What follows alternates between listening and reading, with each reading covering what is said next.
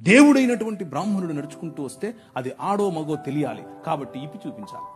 ముఖ్యంగా బడుగు బలహీన వర్గాలకు జాకెట్లు వేసుకునే అధికారం లేదు అన్నారు. ఎందుకు లేదు? వేసుకోకూడదు నువ్వు అన్నారు. వేసుకుంటే స్తనాలు కోశారు.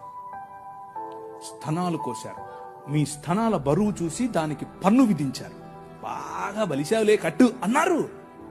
కానీ చార్ల్స్ మీడ్ మీరందరూ జాకెట్లు వేసుకోవడానికి కారణం ఆయనే. చట్టం చేశాడు. అక్కడ లండన్ హౌస్ ఆఫ్ కామన్స్ లోకి వెళ్ళి కొట్లాడాడు.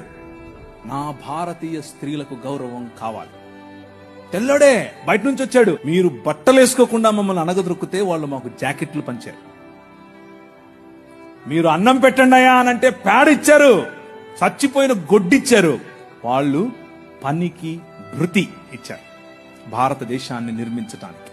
Charles Mead, Church Mission Society and London Mission Society, వీరిద్దరి తరఫున కేరళ ప్రాంతంలో నిలబడి ఆయన ఇల్లు, ఆయన బంగ్లాను అలా కాల్చేశారు 3 సార్లు. అయినా కానీ వెనక్కి తగ్గేదిలా. స్త్రీలకు జాకెట్లు.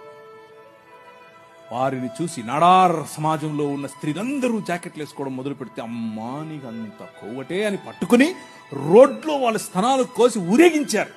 అయినా కానీ ఆయన అన్నాడు, దేవుని రాజ్యం, దేవుని శక్తి మీ మీద ఉంది, భయపడద్దు, మళ్ళీ కుట్టిస్తానన్నాడు. మళ్ళీ వాళ్ళకి జాకెట్లు వేసాడు. వాళ్ళని చూసి ఈడవ సమాజం వాళ్ళు జాకెట్లు వేసుకోవడం మొదలు పెట్టారు. కేరళ మొత్తంలో విప్లవం.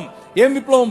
జాకెట్ల విప్లవం. దేవుని రాజ్య సువార్త అని అంటే నువ్వు చచ్చిపోతే పరలోకం పోతావా, నరకం పోతావా, ఈనేసొస్తావా, కూలిపోతావా, ఇక్కడ వరకే కాదు. నీ రాజ్యము వచ్చునుగాక.